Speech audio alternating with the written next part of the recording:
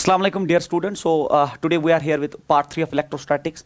We have already discussed electrostatics in two parts. That is, पहले हमने जो है आपका पहला पार्ट जो उसमें था Coulomb's law and all that, और फिर derivation of that dipole moment, electric field due to a dipole on axial axis and perpendicular axis, वो हमने डिस्कस किया. Gauss's theorem, electric field due to a thin sheet of charge due to a line charge, वो भी हमने discuss किया. और आज का जो हमारा क्वेश्चन है, that is a field due to solid sphere E versus R करो. तो यहाँ पे हमें कोई डेरिवेशन नहीं करनी है, हमें इसका जो है करू पूछा गया है, इलेक्ट्रिक फील्ड वर्सेस डिस्टेंस का जो करू है हमें डिस्कस करना है. तो इसमें हम क्या करेंगे, इसमें जो है आपको सॉलिड स्फीयर लिया है, सॉलिड स्फीयर दिया है. सॉलिड स्फीयर दो टाइप्स का हो सकता है. ये तो सॉलिड कंडक्टिंग भी हो सकता है और सॉलिड नॉन कंडक्टिंग. अगर ये सॉलिड कंडक्टिंग है, अगर ये सॉलिड कंडक्टिंग है, अगर ये सॉलिड कंडक्टिंग है, तो मैं लिख रहा हूं यहां पे सॉलिड कंडक्टिंग अगर है, तो दोनों केस मैं आपके साथ डिस्कस करूं. अगर ये सॉलिड कंडक्टिंग है तो charge irrespective of the fact ये सॉलिड है, इट इज सॉलिड, चार्ज तो रिजाइड सरफेस पे ही करेगा क्योंकि ये कंडक्टिंग है. और कंडक्टिंग के केस में हमने देखा है कि चार्जेस मूव कर सकते हैं, और अब लाइक चार्जेस रिपेल करके वो एक दूसरे से भागना चाहेंगे तो भागते भागते वो सरफेस तक एट मैक्सिमम जा सकते हैं. तो that is why charge reside करेगा सरफेस पे. इसको हम सॉलिड कंडक्टिंग कहेंगे. तो यहाँ पे टर्म जो है ना, ये कंडक्टिंग है. उसके बाद दूसरा हो गया सॉलिड नॉन कंडक्टिंग. ये भी अब सॉलिड है बट ये सॉलिड नॉन कंडक्टिंग है, नॉन कंडक्टिंग है आप ये, ठीक है. Solid non conducting sphere. जब आपने नॉन कंडक्टिंग सुना तो मतलब आप जब इस सॉलिड में चार्ज देंगे वो पूरे बल्क में आ जाएगा, क्योंकि अब नॉन कंडक्टिंग है तो चार्ज मूव नहीं कर सकता. अब वो बिल्कुल जो है आपका वो अब पूरे बल्क में फैल जाएगा. तो ये हो गया सॉलिड नॉन कंडक्टिंग स्फीयर. ये आपका चार्ज है सॉलिड नॉन कंडक्टिंग में. तो आपके पास अब दो है. तो यहां पे लिखा आपका solid sphere E versus R का करो, E वर्सेस R का करो दोनों के लिए.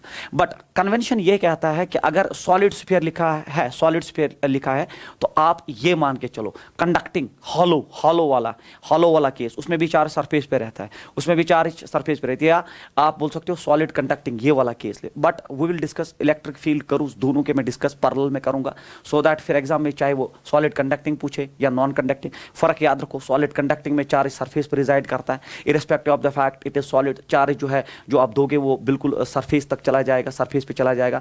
सॉलिड नॉन कंडक्टिंग में चार्ज जो आपके पूरे बल्क में जो है रिजाइड करेगा. मैं दोनों के ग्राफ जो है पैरेलल में डिस्कस करूंगा.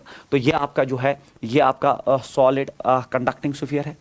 मेरा तरीका जो ग्राफ बनाने का होता है वो ये है, ये सॉलिड कंडक्टिंग है, सॉलिड कंडक्टिंग स्फीयर है, सरफेस पे चार्ज रिजाइड कर रहा है. Let us consider that its radius is R. मैं मानता हूं इसका रेडियस आर है और इसका टोटल चार्ज क्यू है. अब हम जानते हैं कि सॉलिड कंडक्टिंग का हमें सिर्फ ग्राफ ड्रा करना है और हमें डेरिवेशंस कुछ नहीं करनी इस क्वेश्चन में. तो हम जानते हैं कि electric field inside this solid conducting sphere zero होता है, ऑन द सरफेस मैक्सिमम होता है, and outside it's inversely proportional to square of distance.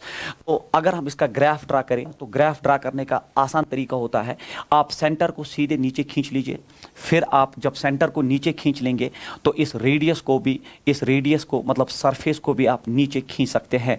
तो ये आप सेंटर से आप आगे चल रहे हैं और ये डिस्टेंस हम r मान के चलते हैं. मतलब सेंटर से हम आगे बढ़ रहे हैं और r स्मॉल r बढ़ना स्टार्ट हो गया. जब सरफेस पे आ गए तो वो कैपिटल R में जो है बदल गया. और फिर जब आप आगे जाओगे तो जितना आप आगे जाओगे तो उसी हिसाब से फील्ड. अब हम जानते हैं इस एक्सिस पे तो इलेक्ट्रिक फील्ड है, इस एक्सिस पे इलेक्ट्रिक फील्ड है, और अब हम सेंटर से आगे चल रहे हैं. एक टाइम हमारा एनकाउंटर हो जाएगा सरफेस, और फिर सरफेस से हम बाहर की तरफ जाएंगे. अब सर इलेक्ट्रिक फील्ड का जो कर्व है वो कैसा होगा, देख लो. Inside of a solid conducting sphere field inside zero होता है. हम जानते हैं इनसाइड जो है आपने पढ़ा भी होना चाहिए, इनसाइड फील्ड जीरो होता है. जब इनसाइड फील्ड जीरो है मतलब सेंटर से सरफेस तक फील्ड बिल्कुल जीरो है, आपको कुछ इसमें फील्ड दिखाई नहीं देगा. Electric field is zero. फिर थोड़ा सा सरफेस से बाहर जब आप निकलोगे तो आपका फील्ड जो है वो जो सरफेस पे, या आप मान लीजिए सरफेस पे जो फील्ड है वो आपका मैक्सिमम फील्ड आ जाएगा, उसका कुछ वैल्यू आ जाएगा. तो वो फील्ड जो है वो मैंने ये ले लिया तो उसका कुछ वैल्यू आ गया. और फिर आउटसाइड जो है तो ये मैक्सिमम फील्ड आ गया सरफेस पे. आउटसाइड जो है ये inversely proportional to square of distance होता है. जब inversely proportional to square of distance हुआ तो मैं यहाँ पे बनाऊं inversely proportional to square of distance, तो shape of the graph is rectangular hyperbola. तो inside field is zero but on the surface it is maximum it is maximum and outside inversely proportional. जब भी inversely proportional आपसे कोई पूछे तो shape of the graph is rectangular hyperbola. फिर भी मैं इक्वेशंस लिख के रखता हूं। इनसाइड के लिए अगर वो आपसे फील्ड पूछता है, in case of solid conducting then it is zero. On the surface आपसे कोई फील्ड पूछता है तो सरफेस पे आप बोलिए मैक्सिमम होता है 1/4 pi epsilon naught Q by R square, क्योंकि रेडियस। और टेक्निकल टर्म एक चीज़ मैं बोलूँ, एक्चुअली जब आप एंट्रेंस हमारे क्लासरूम प्रोग्राम में पढ़ते हैं तो हम आपको दिखाते हैं कि ऑन द सरफेस नहीं, जस्ट आउटसाइड द सरफेस ये फील्ड होता है, बट वो टेक्निकल चीज़ आप एंट्रेंस में सीख लोगे।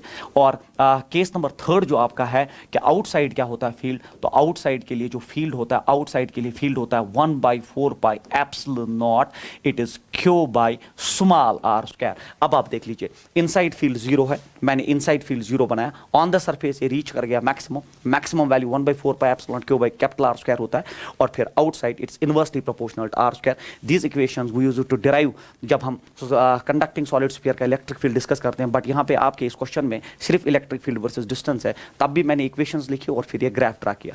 अब मैंने आपसे वादा किया था कि मैं दोनों आपके साथ डिस्कस करूं, नॉन कंडक्टिंग सॉलिड स्फीयर, तो ये नॉन कंडक्टिंग सॉलिड स्फीयर है, और नॉन कंडक्टिंग सॉलिड स्फीयर के अंदर भी चार्ज रिजाइड करता है। जब अंदर भी चार्ज रिजाइड करता है तो अब हम देखेंगे आपका फील्ड, ये सेंटर हो गया और इसका रेडियस भी आर हम लेते हैं, so this is centre and let us consider that it is charges also, total charges Q.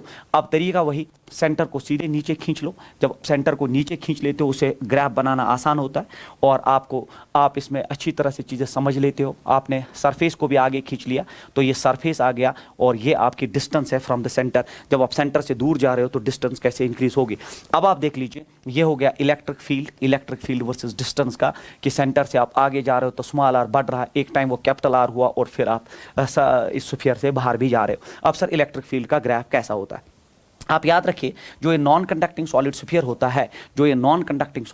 होता है, इसमें भी 3 केसेस है। तो ये कंडक्टिंग के लिए है, ये नॉन कंडक्टिंग के लिए है। तो नॉन कंडक्टिंग के लिए अब आप देख लीजिए, फील्ड जो है इनसाइड बड़ा इंपॉर्टेंट होता है। इसका इनसाइड का फील्ड होता है 1/4 pi epsilon naught, it is Q by R cube into small R, very important. उसके बाद ऑन द सरफेस बिल्कुल यही फील्ड होता है 1/4 pi epsilon naught Q by capital R square, बिल्कुल ये सरफेस का होता है, तो कोई प्रॉब्लम नहीं इसमें।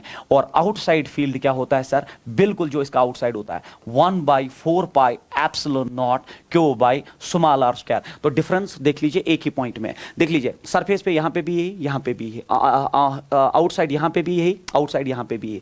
इनसाइड यहाँ 0 होता है, बट यहाँ इनसाइड डेफिनेटली फील्ड होता है। और अगर आप इस इक्वेशन में देखोगे, इसमें 1/4 पाई एप्सिलॉन नॉट क्यू और आर क्यूब सब कांस्टेंट है, रेडियस चेंज नहीं हो सकता, चार्ज चेंज नहीं, 1/4 pi epsilon naught constant. Electric field is directly proportional to R, electric field directly proportional to small R है। इसमें इलेक्ट्रिक फील्ड डायरेक्टली वेरी करता है small R is the distance from centre, क्योंकि आप centre से आगे जा रहे हो, तो मैंने इसको with respect to that small R ही इस कर्व को जो है बनाया है। तो अब मुझे बोलिए, जब electric field is directly proportional to R, तो अब सेंटर पे स्मॉल आर तो 0 है, तो सेंटर पे इलेक्ट्रिक फील्ड 0 है। फिर जैसे जैसे आप सेंटर से आगे बढ़ोगे, सेंटर से आगे बढ़ोगे, तो स्मॉल आर बढ़ेगा, तो फील्ड भी बढ़ेगा, डायरेक्टली प्रोपोर्शनल है, और सरफेस पे वो एकदम से मैक्सिमम हो जाएगा। तो ग्राफ का शेप कैसा आना चाहिए सर, ग्राफ का शेप कैसा आना चाहिए, देख लीजिए, सेंटर पे 0 और सेंटर से सरफेस पे जाने पे field directly proportional, field is directly proportional to small R. तो सेंटर पे 0 और सेंटर से सरफेस तक जाने में electric field directly proportional to R. फिर सरफेस पे एकदम से मैक्सिमम सर इतना आ गया, और फिर आउटसाइड क्या करोगे आप, same physics, rectangular hyperbola is the shape of the graph. ये हो गया आउटसाइड फिजिक्स इसका।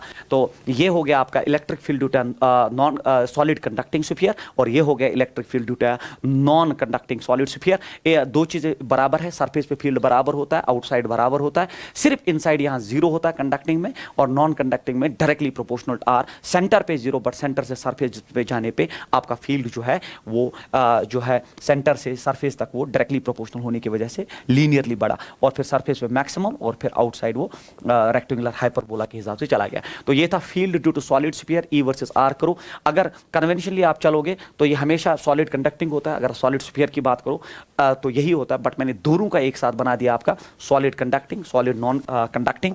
तो इनका जो डायग्राम है फील्ड का, ऐसे अगर आप बनाएंगे तो ज़्यादा अच्छा रहता है। मैंने देखा है जो बच्चे हैं ना वो इसको अलग लेते हैं, फिर ग्राफ को अलग जगह बनाते हैं, तो बेटर होता है सेंटर को नीचे खींच लो, इससे आपका जो ग्राफ है वो अच्छे से एक्सप्लेन होता है। उसके बाद क्वेश्चन नंबर नेक्स्ट ये है, what are equipotential surfaces, give the properties of equipotential surface. ये तो मोस्ट एक्सपेक्टेड क्वेश्चन रहता है आपका, आपके बोर्ड एग्जाम में ये मोस्ट एक्सपेक्टेड क्वेश्चन रहता है। तो आपसे पूछा जा रहा है व्हाट आर इक्विपोटेंशियल सरफेसेस। देख लीजिए, as the name reflects, equipotential surfaces are दो surfaces in physics on which the potential at each and every point is constant. वो सरफेसेस फिजिक्स में जिन पे पोटेंशियल हर जगह कांस्टेंट रहे, दो surfaces on which the potential at each and every point are remain same. तो equipotential surface अगर आपसे कोई पूछे what is an equipotential surface, अगर आपसे कोई पूछता है what is an equipotential surface, तो आप बोलो दो surfaces, those surfaces on which the potential at each and every point remain constant. That is what do you mean by equi and then potential, मतलब हर पॉइंट पे constant potential रहे। ऐसी surfaces को हम फिजिक्स में इक्विपोटेंशियल सरफेसेस कहते हैं। फॉर एग्जांपल, मैं आपको एग्जांपल्स में समझा दूं, और एग्जांपल्स बहुत इंपॉर्टेंट है। मान लीजिए आपने एक पॉइंट चार्ज क्यों लिया, जब आपने पॉइंट चार्ज क्यों लिया और अब आप इस पे एक गाजन सरफेस ड्रा करिए। Gazan surface is a cylinder for a point charge, कल के लेक्चर में हमने पूरा डिस्कस किया है। तो ये आपने लिया और इसका रेडियस ले लिया आपने आर। तो अब आप देख लीजिए इस चार्ज से जो पॉइंट आपका जो ये पॉइंट है ये आर डिस्टेंस पे है, तो ये पॉइंट भी आपका आर डिस्टेंस पे है। तो चूंकि ये इसका सेंटर है तो रेडियस जो है सारे बराबर होंगे। तो यहाँ पे पोटेंशियल कितना होगा sir, potential due to point charge at a distance R होता है, याद रखिए 1/4 pi epsilon naught Q by R. ये होता है potential due to charge at some distance, मतलब आपके पास चार्ज है एट सम डिस्टेंस, कितना पोटेंशियल होता है, न्यूमेरिकली होता है 1/4 pi epsilon naught Q by R. तो यहाँ पे भी तो यही होगा 1/4 pi epsilon naught Q by are, 1/4 pi epsilon naught Q by R. तो यहाँ पे भी यही है सर, यहाँ पे भी यही होगा, यहाँ पे भी यही होगा। तो ये सरफेस, ये स्फीयर आपने जो इस चार्ज के अराउंड ड्रा किया एट अ डिस्टेंस आर, ये सरफेस कहलाएगा इक्विपोटेंशियल। क्योंकि इक्विपोटेंशियल सरफेस वो सरफेस होती है जिसपे potential at each and every point is constant. तो इस सरफेस पे हर जगह पोटेंशियल कांस्टेंट है। और तो कंक्लूजन ये है कि अगर आप एक पॉइंट चार्ज को एक गाजन सरफेस, एक स्फीयर से जो है एनक्लोज करेंगे, तो वो स्फीयर जो है वो एक इक्विपोटेंशियल सरफेस की तरह बिहेव करेगा। ये इसकी एक एग्जांपल है, दिस इज एग्जांपल नंबर 1। दूसरा एग्जांपल है, अगर आप एक डायपोल की बात करते हो, जिसमें एक चार्ज माइनस क्यू, दूसरा प्लस क्यू, और फिर ये सेंटर मैंने बोला था यहां से दूरी ए, यहां से दूरी ए, तो इसकी जो परपेंडिकुलर एक्सिस होती है, ये भी आपने पढ़ा होता है, जो इसकी परपेंडिकुलर एक्सिस होती है, ये जो परपेंडिकुलर एक्सिस होती है, इस पे यहां पे भी पोटेंशियल जो है, इसका पोटेंशियल यहां पे 0 होता है, यहां पे भी पोटेंशियल 0 होता है, यहां पे भी पोटेंशियल 0 होता है, यहां पे भी पोटेंशियल 0 होता है, यहां पे भी पोटेंशियल 0 होता है। 0 is not important, important is that potential on this line is constant. हर जगह इसका पोटेंशियल जो है 0, मैं फिर से बोल रहा हूं, is not important, the consistency is important, that at each and every point the potential is constant. तो the perpendicular bisector of an electric dipole also behaves as an equipotential surface. तो a sphere drawn around a charge behaves as an equipotential surface, and a perpendicular bisector, that is an axis which passes through the center of dipole perpendicular to its separation, also behaves as equipotential surface, क्योंकि इसके हर point पे potential same होता है। इसका तीसरा example जो है, ये हम आपको पढ़ाते हैं क्लासरूम प्रोग्राम्स में, कि that inside of a thin spherical shell, inside of a hollow spherical shell, या इनसाइड ऑफ ए कंडक्टर जो है, inside of a conductor also behaves as equipotential. Inside of A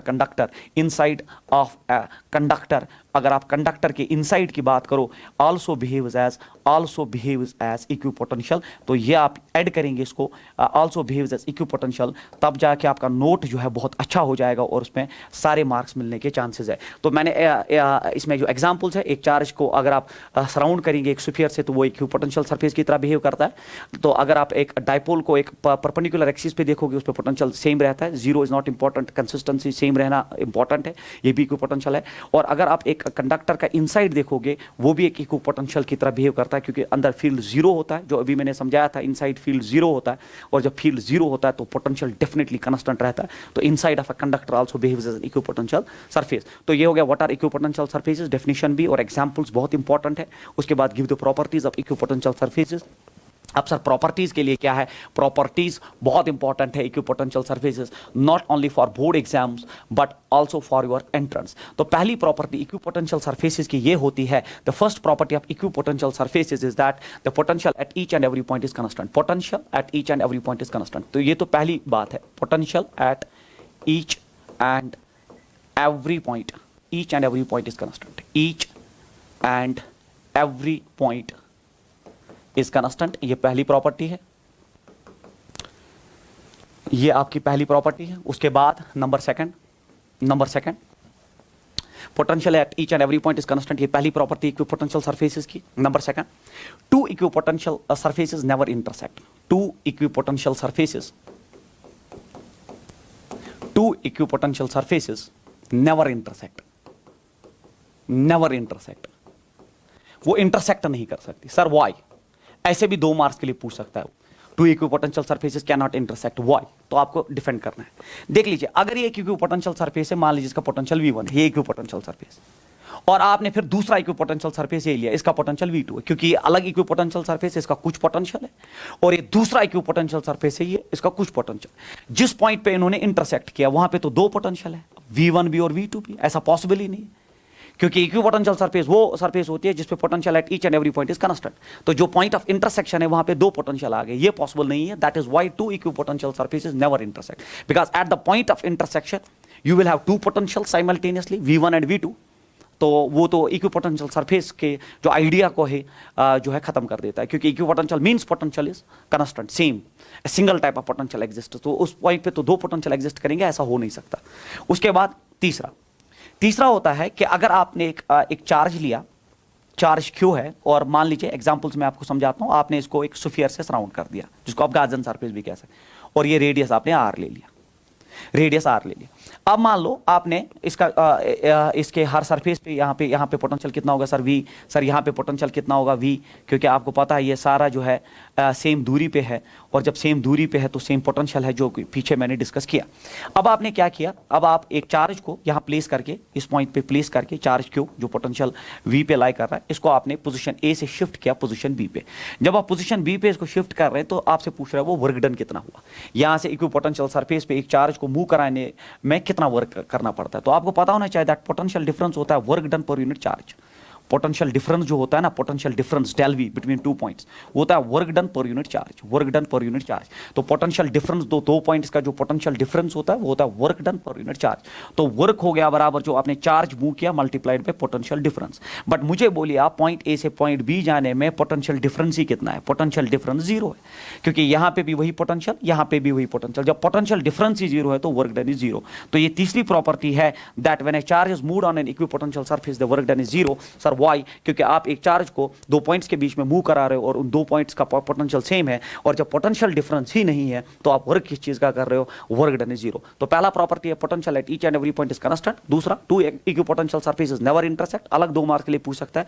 why? तो आप बोलेंगे because at the point of intersection you have two potentials which is not possible. And number third is if you move a charge on an equipotential surface the work done is 0 because the potential difference between the same 2 points is 0 and therefore the work done जो है वहां पे आपका 0 होगा। ये तीसरी property है। और चौथी प्रॉपर्टी आप इसमें ऐड करेंगे कि इलेक्ट्रिक फील्ड जो होता है ना, एक इक्विपोटेंशियल सरफेस पे इलेक्ट्रिक फील्ड हमेशा परपेंडिकुलर होता है। तो अगर आपने इस चार्ज को फिर से सराउंड किया एक स्फीयर से जिसका रेडियस r है, और फिर अगर आप देखोगे इस चार्ज का, अगर ये फॉर एग्जांपल पॉजिटिव चार्ज है, अगर ये पॉजिटिव चार्ज है, मान लीजिए इसकी फील्ड लाइन ऐसे निकली, तो ये फील्ड लाइन हमेशा इस सरफेस पे हमेशा 90 डिग्री एंगल बनाती है। That on an equipotential surface, क्योंकि एक इक्विपोटेंशियल सरफेस है, on an equipotential surface the electric field due to that charge is perpendicular, that is the angle made by this electric field line is always 90 degree. वो उस तरीके से भी हम prove कर सकते हैं वर्क डन 0 है, क्योंकि जब हम इसमें वर्क निकालेंगे तो वर्क होता है F डॉट S, क्योंकि इलेक्ट्रिक फील्ड परपेंडिकुलर है, तो cos 90 0 आने की वजह से वर्क डन 0 हो गया। बट ये भी तरीका है, आप ऐसे ले सकते हो कि पोटेंशियल डिफरेंस 0 और वर्क डन 0 हुआ, और इस अलग प्रॉपर्टी को ऐड करेंगे that on an equipotential surface पे इलेक्ट्रिक फील्ड लाइन हमेशा परपेंडिकुलर होती है। It is always always perpendicular to an equipotential surface electric field because of that charge. जो involved charge है उसकी वजह से जो electric field line होती है वो हमेशा उस surface पे, उस equipotential surface पे perpendicular होती है. This surface is nothing here but an equipotential surface. इस पे ये perpendicular होता है. So this completes our question. That is what do you mean by equipotential surfaces. फिर मैंने इसमें examples 3 बड़ी important है, entrance में as it is पूछी जाती है, और फिर लिखा था give the properties of equipotential surfaces, और properties में मैंने 4 important properties जो है पढ़ा दिया आपको, जिसमें potential at each and every point is constant. उसके बाद 2 equipotential surfaces कभी intersect नहीं कर सकते क्योंकि point of intersection पे 2 potentials exist नहीं कर सकते, और फिर एक चार्ज को अगर आप equipotential surface पे मूव कराओगे तो वर्क डन हमेशा 0 होता है because of this definition that del V is work done per unit charge. जब potential difference ही नहीं है तो वर्क किस चीज़ का हो रहा है. और फिर तीसरा, जो उस चार्ज का जो इलेक्ट्रिक फील्ड होता है वो हमेशा इक्विपोटेंशियल सरफेस पे परपेंडिकुलर होता है. ये भी एक इंपॉर्टेंट प्रॉपर्टी इसमें आप ऐड कर सकते हो. फिर है give the properties of electric field lines. तो अब आपका इलेक्ट्रिक फील्ड लाइंस का प्रॉपर्टी पहले आपको मैं पढ़ा दूं. इसमें जो इलेक्ट्रिक फील्ड लाइंस का कंसेप्ट है, जो इलेक्ट्रिक फील्ड लाइंस का जो कंसेप्ट है ये है क्या, और फिर इनका प्रॉपर्टी हम अलग से पढ़ेंगे. Actually this concept introduced by Faraday. Electric field lines का जो कंसेप्ट है ये फैराडे ने इंट्रोड्यूस किया. जब हमने उस जमाने में पूछा कि इलेक्ट्रिक फील्ड जो है, सब बोलते थे कि चार्ज के अराउंड एक फील्ड प्रेजेंट होता है जिसको आप इलेक्ट्रिक फील्ड कहते हैं, मैग्नेट्स के अराउंड एक फील्ड प्रेजेंट होता है जिसको आप मैग्नेटिक फील्ड कहते हैं, आपके मासेस के अराउंड एक फील्ड होता है जिसको आप ग्रेविटेशनल फील्ड कहते हैं. तो चार्जेस के अराउंड जो फील्ड होता है उसको हम इलेक्ट्रिक फील्ड कहते हैं. हमने पूछा इसका कोई शेप है, कोई शक्ल है, तो फैराडे ने बोला कि मैं इसकी एक शेप दूंगा. That is he gave us a pictorial representation. उसने एक शेप दे दी इलेक्ट्रिक फील्ड का. हमने पूछा कैसा, उसने बोला that for a charge electric field lines are the lines or curves present around the charge. ये कुछ lines or curves around the charge present होती है such that when a tangent is drawn to them. जब हम उन lines पे tangent किसी point पे डालते हैं, it represents the direction of electric field at that point. So Michael Faraday introduced the concept of electric field lines and as per him these are the lines or curves present around a charge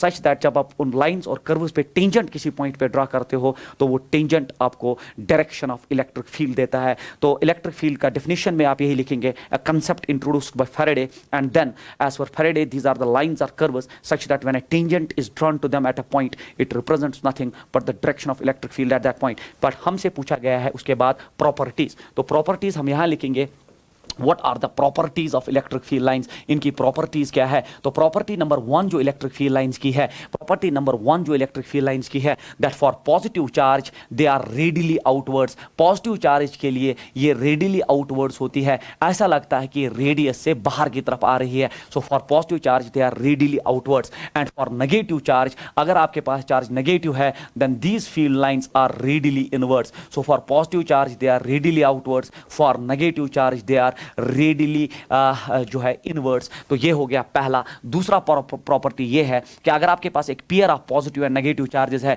अगर आपके पास एक pair of positive and negative charges है, तब ये electric field lines ऐसा लगता है कि पॉजिटिव चार्ज से निकल के नेगेटिव चार्ज में जा रही है. तो they start from positive charge and they vanish on negative charge. They start from positive they vanish on negative, they start from positive they vanish on negative. तो positive से निकलती है, पॉजिटिव से फील्ड लाइंस निकलती है और negative charge पे वो फील्ड लाइंस खत्म हो जाती है. तो this is another property of electric field lines. और ये जो अनलाइक चार्जेस में जो फील्ड जो निकलता है पॉजिटिव से और खत्म होता है नेगेटिव पे, तो यहाँ पे एक जो है कंट्रैक्शन होता है, इसको लॉन्गिट्यूडनल कंट्रैक्शन कहते हैं. और ये लॉन्गिट्यूडनल कंट्रैक्शन ही रिस्पॉन्सिबल होता है, लॉन्गिट्यूडनल कंट्रैक्शन ही रिस्पॉन्सिबल होता है for the that two unlike charges attract. तो अगर आपसे कोई पूछे why two unlike charges attract, तो ये फील्ड लाइन निकलता है और इसमें खत्म हो जाता है, तो ये एक दूसरे की तरफ मूव करना चाहते हैं सो दैट ये फील्ड निकले और ये जल्दी पकड़ ले. तो इसको हम बोलते हैं longitudinal contraction of electric field lines. ये जल्दी इसको पकड़ना चाहता है तो इसके नजदीक आना चाहता है, दोनों एक दूसरे की तरफ मूव करते हैं, इसको हम लॉन्गिट्यूडनल कंट्रैक्शन कहते हैं. और longitudinal contraction explains why two unlike charges attract. So this is second electric जो फील्ड लाइंस का प्रॉपर्टी है. तो पहला है for positive charge they are radially outwards, for negative charge they are radially inwards, for a pair of positive and negative charges. तो ये इनमें एक प्रॉपर्टी होती है कि पॉजिटिव से निकल के नेगेटिव पे खत्म हो गई, तो पॉजिटिव से निकल रही है, आप देख लीजिए हर साइड से, और नेगेटिव पे आ रही है. इनमें लॉन्गिट्यूडनल कंट्रैक्शन इन फील्ड लाइंस में वही रिस्पॉन्सिबल होता है for attraction for this two unlike charges. उसके बाद प्रॉपर्टी नंबर नेक्स्ट होता है that two electric field lines never intersect. बिल्कुल वैसा ही जैसे मैंने अभी बोला two equipotential surfaces never intersect, तो two electric field line never intersect. क्यों सर? क्योंकि अगर दो इलेक्ट्रिक फील्ड लाइंस किसी पॉइंट पे इंटरसेक्ट करती है तो आप मुझे बोलिए इस पे अगर हम इस पे टेंजेंट ड्रा करें, अगर हम व्हाइट पे टेंजेंट ड्रा करें तो ये रिप्रेजेंट करेगा इलेक्ट्रिक फील्ड का direction as per the definition. और अगर मैं येलो लाइन पे टेंजेंट ड्रा करूं उसी पॉइंट पे तो ये भी रिप्रेजेंट करेगा इलेक्ट्रिक फील्ड। तो एक पॉइंट पे दो डायरेक्शंस एक वेक्टर की कैसे हो सकती है? तो two electric field lines never intersect each other because at the point of intersection we have two tangents, क्योंकि tangent of an electric field line gives the direction of electric field. So at the point of intersection we have two tangents meaning two directions which is not possible. तो याद रखना two electric field lines never intersect because at the point of intersection हमारे पास दो tangents आती है, दो directions आ जाती है और एक पॉइंट पे दो डायरेक्शन वेक्टर की हो नहीं सकती। मोस्ट इंपॉर्टेंट एंट्रेंस में पूछा जाता है। उसके बाद और एक प्रॉपर्टी ये है that electric field lines can not form closed loops. Electric field lines closed loops नहीं बनाती, ये भी पॉसिबल नहीं है क्योंकि ये पॉजिटिव चार्ज से निकलती है और नेगेटिव पे खत्म होती है। जो अर्लियर स्लाइड में मैंने दिखाया पॉजिटिव चार्ज से फील्ड लाइंस निकलती और नेगेटिव पे खत्म हो जाती है। इस डायग्राम में आप ये दिखा रहे हो कि फील्ड लाइन पॉजिटिव से ही निकली और पॉजिटिव पे आई, तो electric field lines do not form closed loops difference than that of magnetic field lines which form closed loops. Electric field lines हमारे इस केस में जो है क्लोज्ड लूप्स नहीं बनाते हैं। तो दैट एक्सप्लेन्स कि एक ही चार्ज से फील्ड लाइन और उसी चार्ज पे वापस नहीं आती है, ये भी आप ऐड करेंगे। उसके बाद प्रॉपर्टी नंबर 5 है their closeness show us their strength. उनका क्लोजनेस, इलेक्ट्रिक फील्ड लाइंस का क्लोजनेस उसका स्ट्रेंथ दिखाता है। फॉर एग्जांपल एम्स में एक बार क्वेश्चन पूछा गया था, एम्स में एक ये प्रॉपर्टी में यहां पे बनाता हूं कि अगर आपके पास एक ऐसा इलेक्ट्रिक फील्ड है, अगर आपके पास एक ऐसा इलेक्ट्रिक फील्ड है, अगर हम एक ऐसा इलेक्ट्रिक फील्ड लेते हैं तो इसमें हम दो पॉइंट्स अब ले रहे हैं, 2 points we are taking in this. एक पॉइंट यहां ले रहा हूं पॉइंट ए, दूसरा पॉइंट यहां ले रहा हूं पॉइंट बी। तो हमसे पूछा गया था what is the relation between electric field at point A and point B? The answer is EA is greater than EB. Sir, why? Because their closeness give us an idea about their closeness give us an idea about the strength of electric field. More is the density, more is the strength of the field. जहां closeness, जहां density ज़्यादा वहां field की strength ज़्यादा, और जहां closeness कम वहां field की strength जो है कम। उसके बाद और एक प्रॉपर्टी, अगर आपके पास दो लाइक चार्जेस है, अगर आपके पास दो लाइक चार्जेस है तो ये दो लाइक चार्जेस है, इसका फील्ड ऐसे आ गया बाहर, इसका फील्ड बाहर, क्योंकि पॉजिटिव का फील्ड बाहर आता है रेडियली, तो पॉजिटिव का फील्ड जो है वो बाहर आ रहा है रेडियली। बट यहाँ पे इस स्पेस में जब इसकी फील्ड लाइन यहाँ की तरफ निकलती है तो वो बेंड हो जाती है, क्योंकि ये फील्ड लाइन और ये फील्ड लाइन एक दूसरे से नफरत करती है।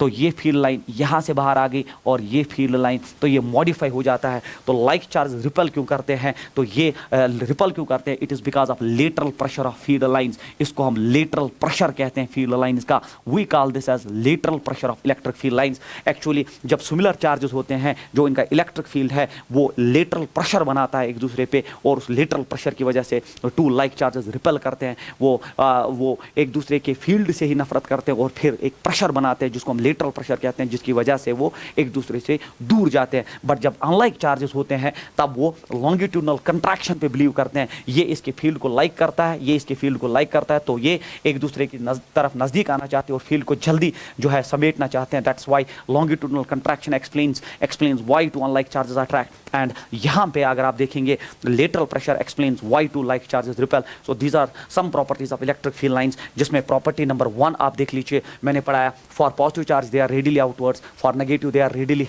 इनवर्ड्स। उसके बाद अनलाइक चार्जेस के लिए longitudinal contraction is responsible for their attraction, positive से निकला नेगेटिव पे खत्म हो रहा है। उसके बाद जो है two electric field lines never intersect because at the point of intersection you can have two tangents meaning two directions which is not possible. उसके बाद एक ही चार्ज से फील्ड जो है क्लोज्ड लूप नहीं बनाता, मतलब एक ही चार्ज से फील्ड निकलेगा और वापस आएगा, ऐसा पॉसिबल नहीं होता है। फिर मैंने बोला their density, electric field lines का डेंसिटी उसका स्ट्रेंथ देता है, जहां डेंसिटी ज़्यादा वहां फील्ड स्ट्रेंथ ज़्यादा, तो यहाँ डेंसिटी ज़्यादा यहाँ कम है, यहाँ फील्ड ज़्यादा यहाँ कम है। और फिर लेटरल प्रेशर एक प्रॉपर्टी होती है इलेक्ट्रिक फील्ड लाइंस की विच एक्सप्लेन्स व्हाई इलेक्ट्रिक जो है लाइक चार्ज जो है वो रिपल हो जाते हैं, एक दूसरे से दूर चले जाते हैं। So this much properties are enough for your board exams, ये आप 3 मार्क्स के लिए वहाँ लिख सकते हो। उसके बाद है define electric flux give its units. ये भी बहुत इंपॉर्टेंट क्वेश्चन आपका है कि इलेक्ट्रिक फ्लक्स क्या होता है और इसके यूनिट्स क्या है। तो पहला इलेक्ट्रिक फ्लक्स क्या होता है। देख लीजिए इलेक्ट्रिक फ्लक्स के लिए मैं आपको ऐसे एक्सप्लेन करता हूँ। इलेक्ट्रिक फ्लक्स के लिए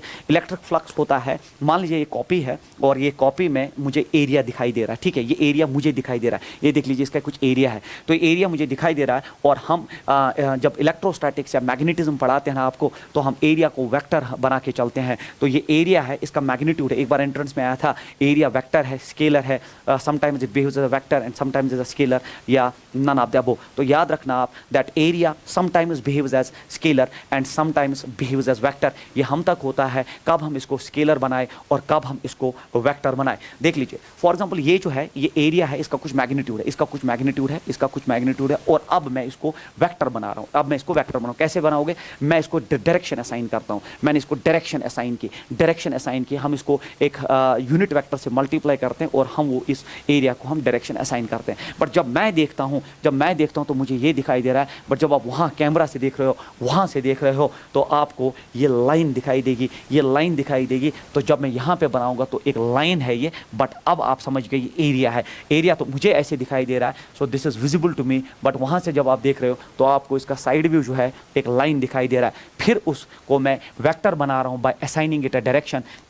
तो हम इसको एन कैप से मल्टीप्लाई करते हैं। N cap is a unit vector मतलब इसका मैग्नीट्यूड 1 है, एरिया पे कोई फर्क नहीं पड़ा, बट अब जो है इसको डायरेक्शन असाइन हुई और हमने अब एरिया को वेक्टर बना दिया। उसके बाद इलेक्ट्रिक फ्लक्स क्या होता है, देखिए इलेक्ट्रिक फ्लक्स होता है how many electric field lines cross any surface area perpendicularly, कितनी इलेक्ट्रिक फील्ड लाइंस एक सरफेस को परपेंडिकुलरली क्रॉस करती है, वो कंस्टिट्यूट करता है उसका फ्लक्स। मान लीजिए पीछे से इलेक्ट्रिक फील्ड लाइंस आ रही है और ये इलेक्ट्रिक फील्ड लाइंस ऐसे आ रही है कि ये सरफेस पे परपेंडिकुलर है, तो कितनी इलेक्ट्रिक फील्ड लाइंस एक सरफेस को परपेंडिकुलरली क्रॉस कर रही है, वो उस सरफेस के लिए इलेक्ट्रिक फ्लक्स हो गया। सो इलेक्ट्रिक फ्लक्स अगर आपसे कोई पूछे व्हाट इज इलेक्ट्रिक फ्लक्स, तो आप ये लिखेंगे simply defined as the number of electric field lines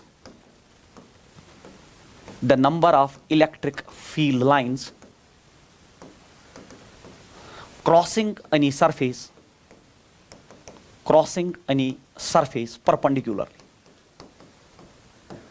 perpendicularly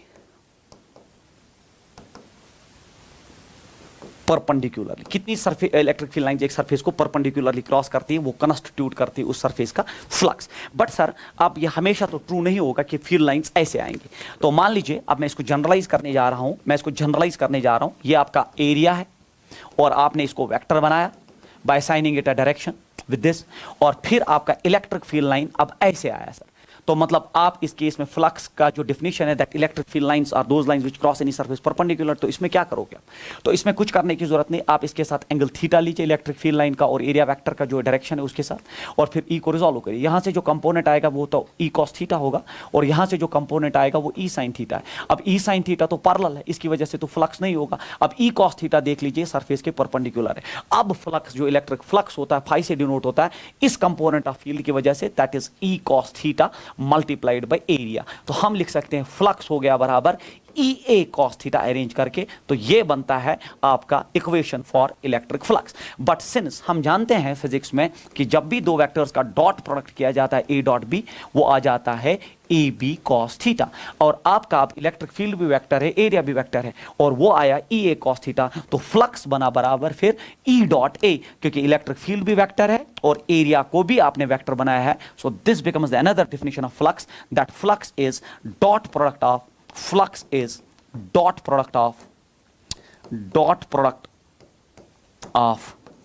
electric field vector and area vector. तो ये बनी आपकी फ्लक्स का definition that electric flux is the dot product of electric field vector and area vector। अब electric field का unit आप देख ही लीजिए, इलेक्ट्रिक फ्लक्स हो गया ई डॉट ए, ये बना आपका डेफिनेशन। इलेक्ट्रिक फील्ड होता है न्यूटन बाय आपका इलेक्ट्रिक फील्ड होता है फोर्स बाय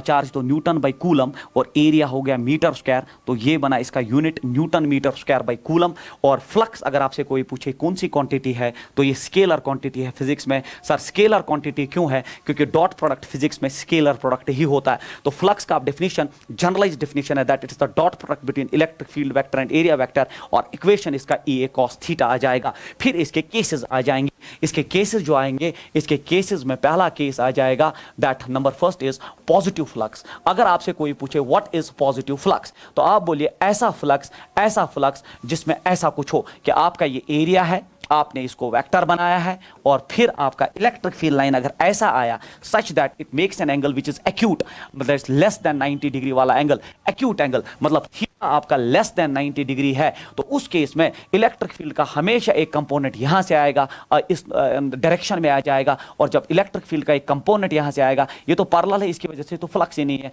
ये जो कंपोनेंट है डायरेक्शन की डायरेक्शन में है, इस एरिया की डायरेक्शन में ही लाई कर रहा है, तो ये कंस्टिट्यूट करता है, so this becomes the condition for flux, positive flux. तो ये आपका पॉजिटिव फ्लक्स वाला केस बना। उसके बाद दूसरा होता है आपका negative flux. Sir negative flux क्या हो गया? आप नेगेटिव फ्लक्स में आप मान लीजिए बच्चे ये आपका एरिया है, आपने इसको वेक्टर बनाया और आपकी आप जो इलेक्ट्रिक फील्ड लाइन है वो कुछ ऐसे आई, इलेक्ट्रिक फील्ड लाइन जो है ऐसे आई, और फिर अगर इलेक्ट्रिक फील्ड लाइन ऐसे आई, अब आप इसको जब रिजॉल्व करोगे तो एक कंपोनेंट यहां से आएगा और दूसरा कंपोनेंट जो है वो यहां से आएगा, तो इसकी वजह से तो फ्लक्स नहीं होगा, बट इसकी वजह से फ्लक्स होगा क्योंकि ये सरफेस के परपेंडिकुलरली क्रॉस कर रहा है।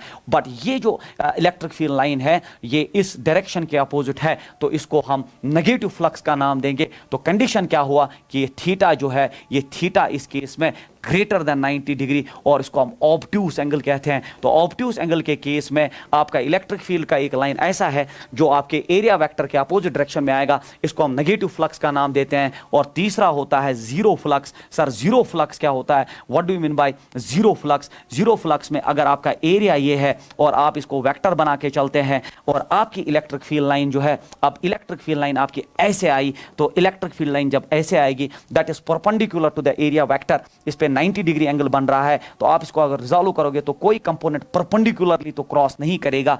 तो अब यहां पे आप देख लीजिए इलेक्ट्रिक फील्ड वेक्टर और एरिया वेक्टर का एंगल जो है वो 90 डिग्री है, और कॉस ऑफ 90 डिग्री हम सब जानते हैं वो जीरो होता है, और फ्लक्स आपका तो ई ए कॉस थीटा हो गया। तो ये हो गया E A cos of 90 degree, but cos of 90 zero, तो आपका फ्लक्स जो है जीरो। तो फ्लक्स तीन टाइप्स का हो सकता है। पॉजिटिव फ्लक्स, कंडीशन है theta should be less than 90, acute, उसमें इलेक्ट्रिक फील्ड का एक कंपोनेंट डायरेक्शन में आ जाएगा। नेगेटिव फ्लक्स में theta should be that is greater than 90, obtuse angle होना चाहिए, और ऑब्ट्यूस के केस में ही आपका जो है आपका electric field line area vector के अपोजिट में आएगा, इसको नेगेटिव फ्लक्स कहते हैं। और अगर आपका इलेक्ट्रिक फील्ड वेक्टर और एरिया वेक्टर परपेंडिकुलर है तो उस केस में आपका फ्लक्स जो है वो डेफिनेटली जीरो आएगा। तो ये था आपका क्वेश्चन, दैट इज क्वेश्चन क्या था आपका पूरा, वो हम देखेंगे that define electric flux, give its units. तो हमने पूरा इलेक्ट्रिक फ्लक्स डिस्कस किया, और फ्लक्स के साथ टाइप्स भी, और फिर यूनिट हो गया newton metre square by coulomb. This is what is very important about this. उसके बाद जो है आपका, उसके बाद जो आपका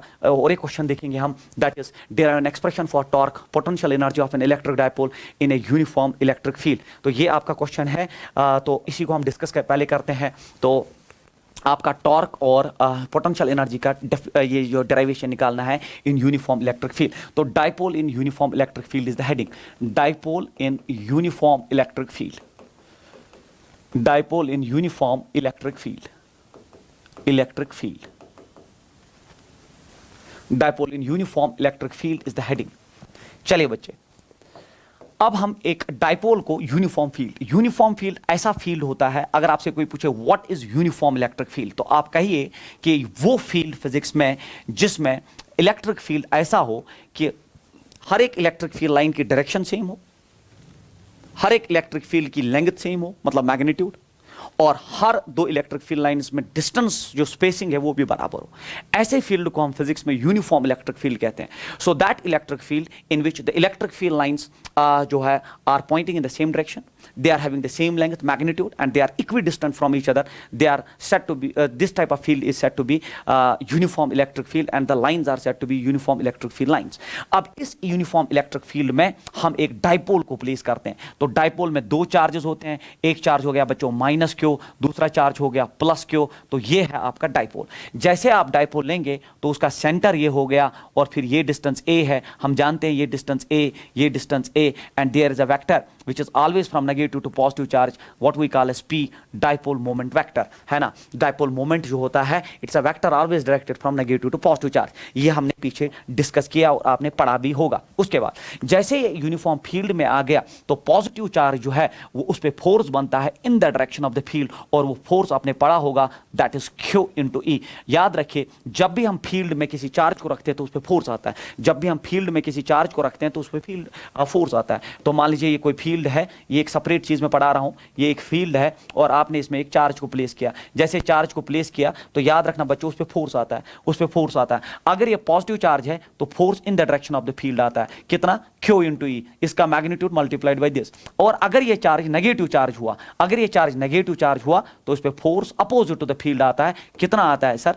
अगेन Q इंटू ई। तो मैग्नीट्यूड हमेशा Q इंटू ई होता है, Q इंटू ई होता है, बट पॉजिटिव चार्ज पे force in the direction of field होता है और नेगेटिव चार्ज पे फोर्स जो है opposite to the direction of the field होता है। ये आप याद रखिए, यही मैं अभी यूज करने जा रहा हूं आपके इस केस में। देख लीजिए, आपके पास पॉजिटिव चार्ज है तो force is in the direction of the field, तो Q ई, और अगर आपके पास नेगेटिव चार्ज है तो force is opposite to the direction of the field, तो फोर्स यहां की तरफ है, दैट इज Q ई, क्योंकि नेगेटिव चार्ज पे force opposite to the field और पॉजिटिव चार्ज पे force opposite in the direction of the field.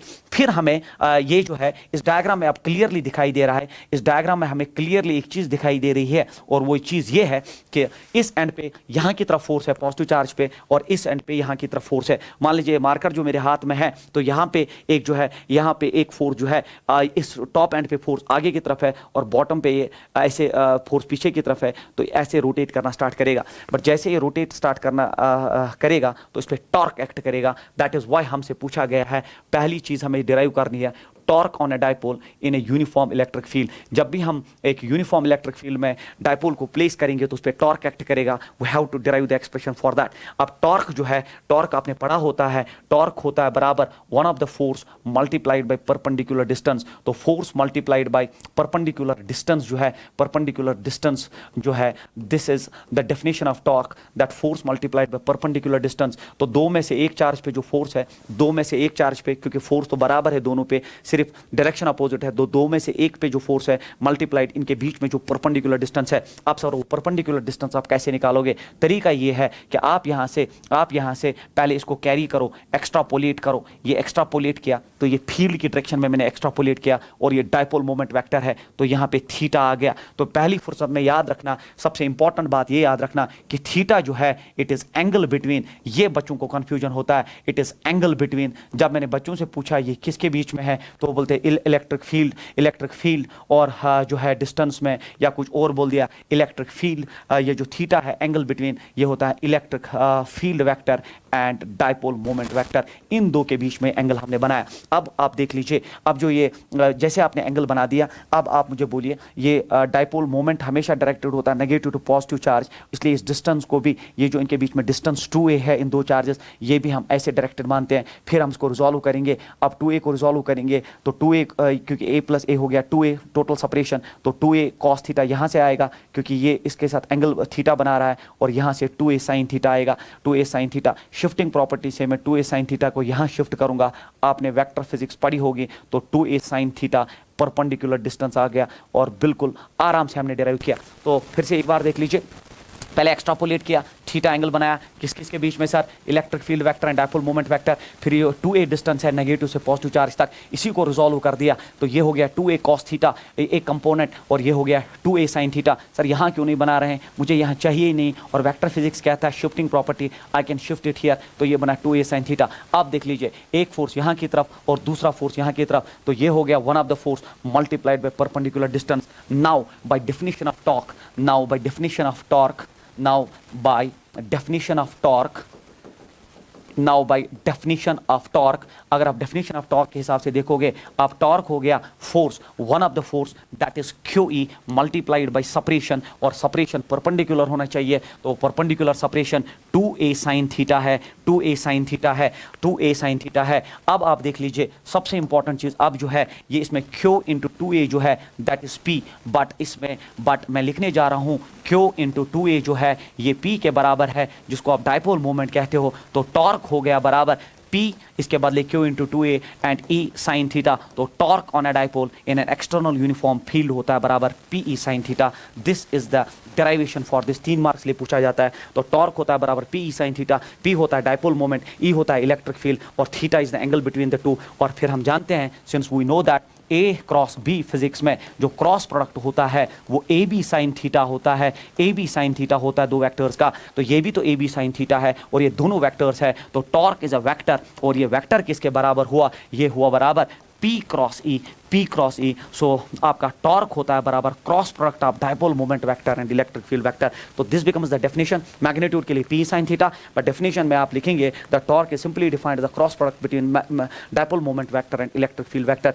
फिर ये थीटा डिसाइड करेगा टॉर्क कैसा है, अगर थीटा 0 है तो साइन ऑफ 0 0, टॉर्क 0 होगा, और अगर थीटा 90 है तो साइन 91 टॉर्क मैक्सिमम होगा, अगर साइन थीटा 180 है साइन ऑफ 180 0, टॉर्क 0 हो गया। तो वो इस टॉर्क के केसेस बनेंगे कि टॉर्क मैक्सिमम तब एक्ट करता है जब डायपोल जो है परपेंडिकुलर टू द फील्ड लाई करे, उस वक्त टॉर्क मैक्सिमम होता है, और अगर पैरेलल या एंटी पैरेलल लाई करता है उस केस में आपका जो टॉर्क है वो 0 बनता है। So this gives me that deduce an expression for what, तो हमने निकाला an expression for torque, we have now derived the expression for torque. उसके बाद हमसे potential energy of an electric dipole in a uniform electric field. अब potential energy के लिए हम जो है और एक स्लाइड ऐड करेंगे फॉर पोटेंशियल एनर्जी। अब पोटेंशियल एनर्जी भी हमसे पूछा गया है, ये 3-3 मार्क से अलग अलग क्वेश्चन पूछे जाएंगे, या तो टॉर्क पूछेगा या तो वो पोटेंशियल एनर्जी पूछेगा। और एक चीज़ मैं पहले आपको इसमें ऐड कर दूं, अगर आपसे कोई पूछे ये एंट्रेंस का ऑब्जेक्टिव है, ऐसे 12th में तो नहीं पूछा जाएगा, फिर भी मैं आपको ऐड करता हूं,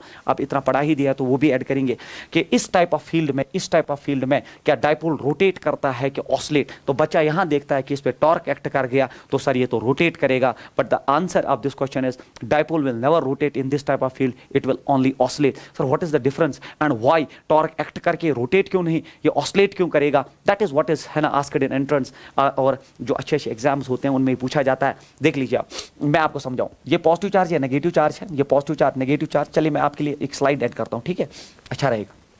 तो पोटेंशियल एनर्जी बाद में डिस्कस करेंगे, पहले मैं एक स्लाइड जो है इसमें ऐड करूंगा, वो ये है कि आप मान लीजिए ये आपका इलेक्ट्रिक फील्ड है, this is an objective can be asked in your entrance, या अगर आपके 12th बोर्ड में भी वो थोड़ा जाग गए तो ऐसा क्वेश्चन भी पूछा जा सकता है कि अगर ये एक डायपोल को आपने प्लेस किया यूनिफॉर्म इलेक्ट्रिक फील्ड में, ये माइनस क्यों है, ये प्लस क्यों है, इस पे फोर्स यहाँ की तरफ है और इस पे फोर्स यहाँ की तरफ है। तो अब आप देख लीजिए ये फोर्स इधर ले रहा है, ये फोर्स इधर ले रहा है, तो इसकी टेंडेंसी ऐसे, तो ये जब ऐसे ऐसे आके जो है मीन पोजीशन को क्रॉस करेगा तो ये मीन पोजीशन होगी क्योंकि ये सेंटर है, जैसे ये मीन पोजीशन को क्रॉस करेगा तो अब ये नेगेटिव चार्ज आप देख लीजिए यहाँ आ जाएगा और पॉजिटिव चार्ज यहाँ आएगा। तो नेगेटिव चार्ज अब आपका यहाँ है और आपका पॉजिटिव चार्ज जो है अब यहाँ आ गया।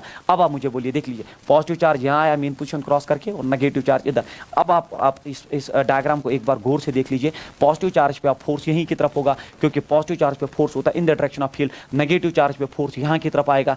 अब मुझे बोलिए, तो पहले केस में फोर्स यहाँ था और यहाँ था, तो इसने ऐसे करके मीन पोजीशन को क्रॉस किया, बट जैसे ही ये मीन पोजीशन को क्रॉस कर गया, नेगेटिव इधर पॉजिटिव इधर, नेगेटिव पे फोर्स इधर पॉजिटिव पे इधर, तो इसको वापस खींच लेगा। तो in this type of field the dipole will only oscillate. तो याद रखना, whenever a dipole is kept in an external uniform electric field, the dipole will only oscillate and will never rotate, because once the dipole crosses the mean position, the direction of the force gets reversed. The direction of the force gets reversed. ये ऐसी बात हो गई, बच्चा पढ़ने आया और फिर 1-2 महीने के बाद उसने पढ़ाई छोड़ दी, वो किसी और जो है डायरेक्शन में चला गया या कुछ और कारनामे करने गया, तो मतलब उसका डायरेक्शन ऑफ फोर्स बदल गया। और जब डायरेक्शन ऑफ फोर्स बदल जाता है तो इंसान जो है ऑसिलेट करता है, रोटेट नहीं। पहले बच्चा पढ़ने आया, यहाँ पढ़ने आया तो पढ़ना स्टार्ट किया, फिर दोस्ती बनाई, फिर इकबाल पार्क चला गया या प्रताप पार्क चला गया, तो डायरेक्शन ऑफ द फोर्स बदल गया, इरादे बदल गए और फिर वो ऑसिलेट करता है। कहाँ से कहाँ, ट्यूशन सेंटर से इकबाल पार्क, और ना उसका उधर कुछ होता है ना इधर, और लास्ट में वापस जाता है।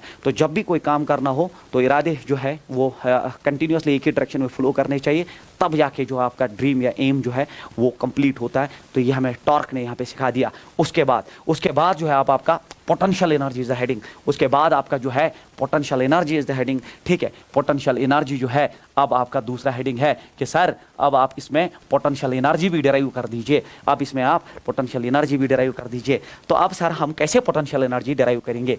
तो ये हो गया सर आपका इलेक्ट्रिक फील्ड, फिर से आपका यूनिफॉर्म इलेक्ट्रिक फील्ड है, और मैंने बोला वो फील्ड होता है जिसमें electric field lines are directing in the same direction, और फिर are having same length and they are equal distant from each other. और फिर आपने इस पर एक डाइपोल प्लेस कर दिया, और उस डाइपोल का ये है कि ये पॉजिटिव चार्ज, ये नेगेटिव चार्ज, सर ये माइनस क्यों है और ये प्लस क्यों चार्ज है। फिर आपने बोला सर इस पर जो है पॉजिटिव चार्ज पे फोर्स होगा इन the direction of the field, तो यहाँ की तरफ आ गया, नेगेटिव चार्ज पे फोर्स हो गया opposite to the direction of the field, तो सर यहाँ की तरफ आया, तो इसकी टेंडेंसी क्लॉकवाइज है। ये इसका सेंटर में बनाता हूँ यहाँ पे, इसका जो टेंडेंसी है वो क्लॉकवाइज है, बट आपने ये सोच लिया कि हम इसको एंटी क्लॉकवाइज घुमाते हैं। टेंडेंसी जो है वो ऐसे है, बट आप इसको अगेंस्ट खींचना चाहते हो, मतलब आपने पॉजिटिव को इधर पकड़ लिया, और ये तो मतलब एजेंट इसको अपोजिट डायरेक्शन में, एजेंट मतलब होता है आपने ऐसा करना स्टार्ट किया कि पॉजिटिव को आपने यहाँ खींचना स्टार्ट किया, तो आपने यहाँ की तरफ इसको खींचा और इसको यहाँ की तरफ खींचा, तो आप अगेंस्ट द टेंडेंसी जा रहे हो। टेंडेंसी ऐसे और आप अगेंस्ट, ये मान लो आप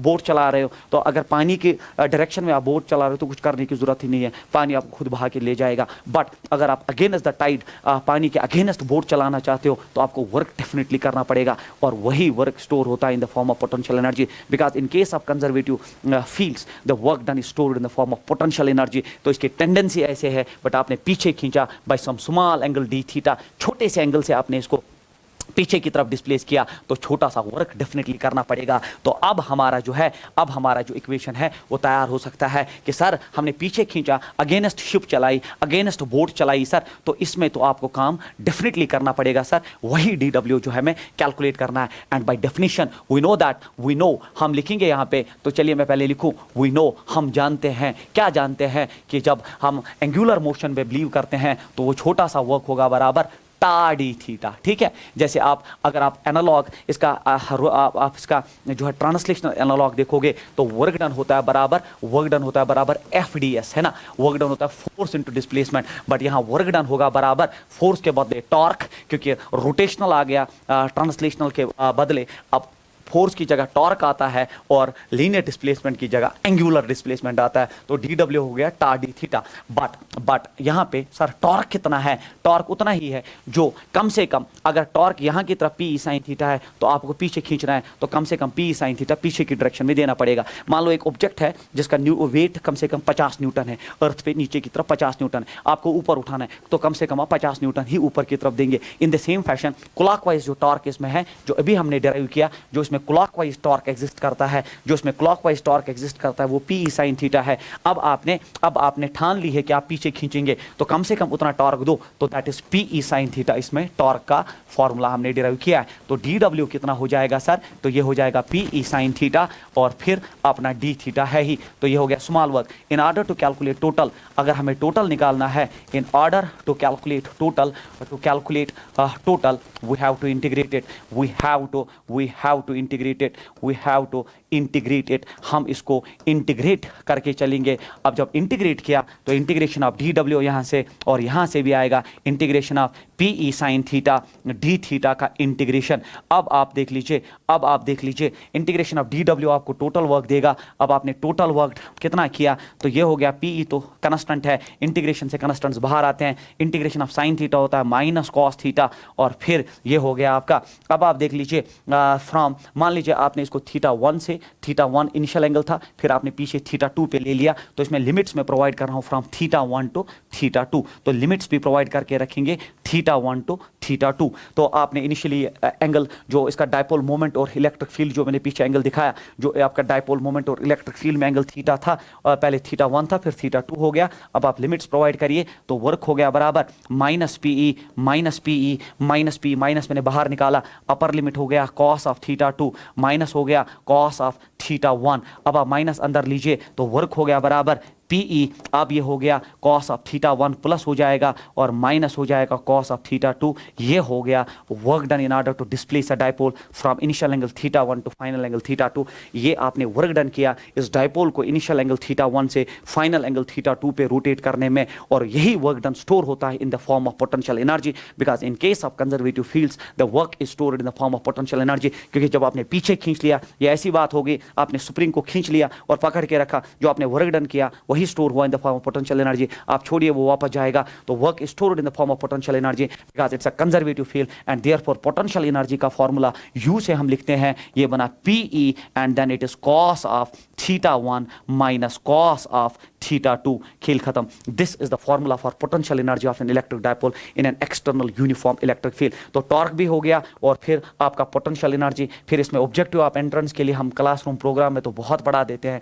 बट यहाँ हमें बोर्ड के हिसाब से चलना है। डेराइव एक्सप्रेशन फॉर टॉर्क पढ़ा दिया, potential energy of an electric dipole in a uniform electric field. We have completed the both things. और कुछ एंट्रेंस का भी मैंने यहाँ पे आपको थोड़ा सा टच दे दिया, बट बोर्ड ओरिएंटेड है तो हम टाइम बचा के चलेंगे। ये आपका जो है, ये आपका लास्ट क्वेश्चन है, deduce an expression for capacitance of a parallel plate capacitor with a dielectric slab. तो ये आप कैपेसिटेंस वाला पोर्शन आ गया, जिसमें आपको पैरेलल प्लेट कैपेसिटर का कैपेसिटेंस पूछता है वो, but with a dielectric slab in between. तो you have to calculate here the general expression for the capacitance. फिर उसके छोटे छोटे केसेस जो है वो साथ में डिस्कस करेंगे। तो आई will add a slide here, और स्लाइड ऐड करने के साथ ही अब आप आराम से देख लीजिए जो मैं करने जा रहा हूं वो ये है कि मान लीजिए आपका एक पैरेलल प्लेट कैपेसिटर है। तो पैरेलल प्लेट कैपेसिटर पहले होता क्या है sir?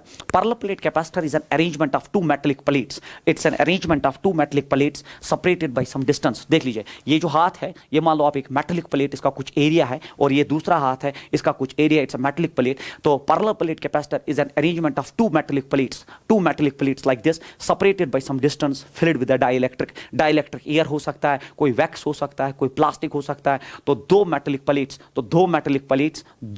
Plates separated by some distance, separated by some distance and filled with a dielectric is called as an that is a parallel plate capacitor। तो ये अब दो मेटलिक प्लेट्स, तो वही तरीका फिर से कि मुझे सर प्लेट तो दिखाई दे रहा है, ये इसका एरिया है, बट जब आप वहां से देख रहे हो तो आपको ये साइड व्यू में एक लाइन दिखाई दे रही है, बट एक्चुअली में मुझे एरिया दिखाई दे रहा है। तो यहाँ एरिया इसका जो है कुछ एरिया है, ये यहाँ पे भी वही एरिया मैं लेता हूँ, same area, and they are separated by some distance. मान लीजिए वो डिस्टेंस जो दूरी है वो d है, और फिर जब आप इसको सोर्स के साथ कनेक्ट करते हो तो ये positive terminal of the source है, और इसको आप जब negative terminal of the source के साथ कनेक्ट करते हो, मान लीजिए इसका पोटेंशियल V है, तो ये पॉजिटिव टर्मिनल, ये नेगेटिव टर्मिनल, और क्या होना स्टार्ट हो जाता है कि यहाँ पे पॉजिटिव चार्ज डेवलप होना स्टार्ट होता है। तो यहाँ पे पॉजिटिव चार्ज इस प्लेट पे डेवलप होना स्टार्ट हो जाएगा। इन द सेम फैशन इस प्लेट पे आपका नेगेटिव चार्ज डेवलप होना स्टार्ट होगा। और मान लीजिए चूंकि इस पे जो है पॉजिटिव चार्ज है, और इस पे पॉजिटिव चार्ज होने के साथ इसका एरिया ऑफ द प्लेट जो है A है, इस पे भी वही एरिया ऑफ द प्लेट है, separated by distance D।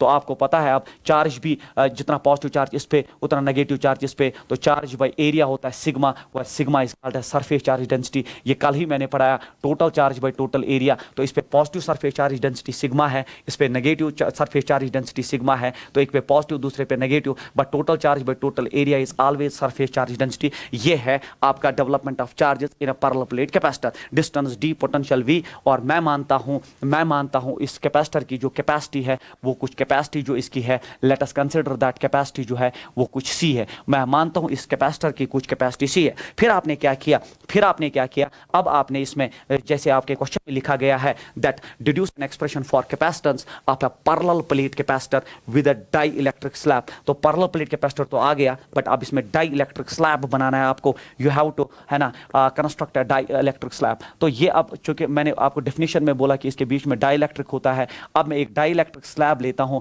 But उस डाई इलेक्ट्रिक स्लैब की जो थिकनेस है वो थिकनेस में येलो कलर से T मानता हूं। तो इट्स अ डाई इलेक्ट्रिक, और आपने इसको इंट्रोड्यूस किया, बट यहां पे अगर आप क्लियरली देखोगे डाई इलेक्ट्रिक स्लैब की जो T जो है थिकनेस है, ये जो थिकनेस है, तो ये थिकनेस जो है it is less than D, where D is separation between the plates, where D is separation between the plates. D जो है ये सेपरेशन है बिटवीन द प्लेट्स। तो आपसे अगर कोई पूछे तो ये हो गया बिटवीन द प्लेट्स। तो अगर आपसे कोई पूछे बिटवीन द प्लेट सेपरेशन जो है D है, तो इसको पार्शियली फिल डाइलेक्ट्रिक कहते हैं, क्योंकि ये फुली इसको फिल नहीं करता, इस गैप को पार्शियली फिल करता है। जैसे अब आप ये डाइलेक्ट्रिक इसमें इंट्रोड्यूस करोगे, इसका अपना कुछ डाइलेक्ट्रिक कंस्टेंट होता है, हर एक डाइलेक्ट्रिक का अपना डाइलेक्ट्रिक कंस्टेंट होता है K, where K is called as dielectric constant. ये हर एक मटेरियल का अपना डाइलेक्ट्रिक कंस्टेंट होता है। तो ये इसका कुछ डाइलेक्ट्रिक कंस्टेंट K है, मुझे नहीं पता कितना है, वो फिर आप क्वेश्चन में देखेंगे K है। तो जैसे आप ये पैरेलल प्लेट कैपेसिटर में ये डाइलेक्ट्रिक प्लेस करेंगे तो इसमें इंड्यूस होते हैं चार्जेस।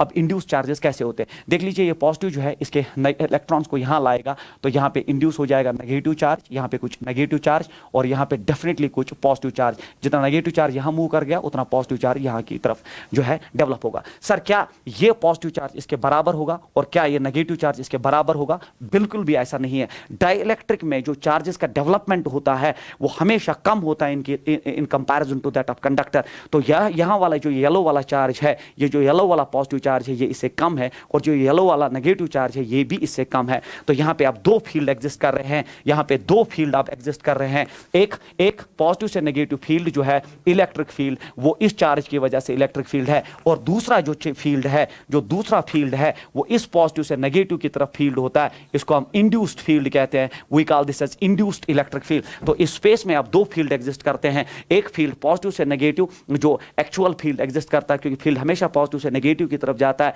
और दूसरा इस पॉजिटिव जो इंड्यूस्ड चार्ज है, ये जो येलो चार्ज है ये इंड्यूस्ड चार्ज है। इस इंड्यूस्ड की वजह से पॉजिटिव से नेगेटिव की तरफ जो फील्ड होगा वो इंड्यूस्ड फील्ड होगा। और मैंने अभी बोला ये इंड्यूस्ड चार्ज इससे कम होता है तो इंड्यूस्ड फील्ड भी इससे कम होगा। अगर आपसे कोई पूछे ये इंड्यूस्ड फील्ड कितना होता है तो आप बोलना है इंड्यूस्ड फील्ड होता है टोटल फील्ड जो यहाँ से आया डिवाइडेड बाय के, क्योंकि कम होता है जो इस फ्री स्पेस में फील्ड होता है उससे तो हमेशा ये कम होता है, तो ई बाई के। तो याद रखना जो इंड्यूस्ड इलेक्ट्रिक फील्ड होता है ये हमेशा ओरिजिनल फील्ड जो दो प्लेट्स के बीच में एग्जिस्ट करता है फ्री स्पेस में उससे कम होता है। तो के से 1/k टाइम जो है कम होता है, क्योंकि डिवाइड करने पे कम जो है कम ही हो जाती है क्वांटिटी, अगर मल्टीप्लाई करते हैं तो ये बढ़ जाता। तो इंड्यूस्ड फील्ड जो इसमें डेवलप हुआ वो ई बाई के डिपेंड करेगा इस डाइलेक्ट्रिक का जो है स्ट्रेंथ कितना है। तो ये इंपॉर्टेंट चीजें हैं। अब हम ये बिलीव करके चलते हैं कि इसमें field is constant, we believe that field is constant, हम ये बिलीव करके चलते हैं, we believe that field is constant, that field is constant in a parallel plate capacitor, है ना, कांस्टेंट है, नेग्लेक्टिंग द एज इफेक्ट्स के यहाँ पे नॉन यूनिफॉर्म फील्ड होगा, इनसाइड फील्ड कांस्टेंट होता है, and therefore we have a formula that potential is always electric field multiplied by distance. ये जो पोटेंशियल आपने इस पे अप्लाई किया इज इक्वल इलेक्ट्रिक फील्ड बीच में जो है multiplied by distance. Actually electric field होता है पोटेंशियल बाय डिस्टेंस। याद रखना we believe that field is constant. जब फील्ड कांस्टेंट है तो दिस फार्मूला इज वैलिड, ये फार्मूला अब वैलिड है। फील्ड इज कांस्टेंट तब ये फार्मूला वैलिड है। बट ये जो फील्ड है अभी स्पेस में, आप मुझे बोलो वो एक ही टाइप का नहीं है, वो दो टाइप का है। एक ये जो इस फ्री स्पेस में, और दूसरा ये येलो जो इस स्पेस में जो डाइलेक्ट्रिक स्पेस में है। इसीलिए इस फील्ड को मैं ब्रेक करके लिखूंगा, देयरफॉर मैं लिखूंगा now V is equal E। दो टाइप्स का है, एक E जो है वो टोटल E है और वो कहां पे है, वो इस फ्री स्पेस में है, और दूसरा ये जो है इंड्यूस्ड फील्ड जो है वो किस स्पेस में है, वो थिकनेस T में है। तो मैं लिखूंगा एक फील्ड मेरे पास E बाई के है, एक फील्ड मेरे पास E बाई के है।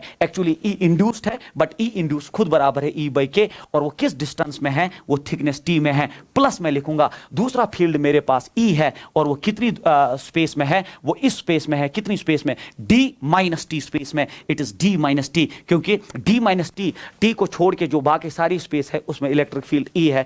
तो मैंने इसी लिखा E जो है वो D माइनस टी स्पेस में है, जबकि E बाई के इंड्यूस्ड जो है वो सिर्फ T में है। अब यहाँ कॉमन चीजें बाहर निकालिए, यहाँ कॉमन चीज बाहर जो है वो E आएगी, और फिर जो है अंदर क्या बचेगा, E जो है यहाँ बाहर आएगा तो यहाँ बचेगा, अब यहाँ बचेगा T बाई के, और फिर यहाँ बचेगा प्लस यहाँ बचेगा D माइनस टी। तो यहाँ आपका जो है ये फॉर्मूला डेवलप होता है that V is equal to this thing, V is equal, आपने E जो है वो बाहर निकाला, पहले आपने इंड्यूस्ड फील्ड निकाला that is E by K, वो कितनी थिकनेस में है T, फिर है आपका इलेक्ट्रिक फील्ड E, वो D माइनस टी स्पेस में है, वो D माइनस टी स्पेस में है। तो कॉमन E है, E बाहर निकाला, अंदर बचा T बाई के प्लस D माइनस टी। ये हो गया आपका इलेक्ट्रिक फील्ड का जो पोटेंशियल का फॉर्मूला। तो मैं फिर लिखूंगा, मैं I will add a slide, but we know that, हम जानते हैं सर, बट वी नो, हम जानते हैं सर, कैपेसिटर के केस में एक फॉर्मूला है that is Q is equal CV, Q is equal CV। तो जब Q इज इक्वल CV होता है तो C किसके बराबर होता है सर, ये होता है Q बाई V।